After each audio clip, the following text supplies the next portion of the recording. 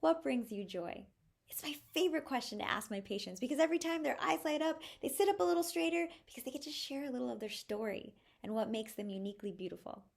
I'm Dr. Mina Joulapoli, triple board certified in pediatrics, dermatology, and pediatric dermatology. As a pediatric dermatologist, I help children who have visible challenges that they can't hide from. They struggle with their self-image, self-esteem, self-confidence, bullying, depression, anxiety, relationships, pretty much every aspect of their physical, emotional, mental, social, and spiritual well-being. What if they knew they had inherent superpowers to navigate life's challenges as they happened, to not be defined or limited by them, to learn and grow from them, to transmute their pain and suffering into meaning, purpose, and joy?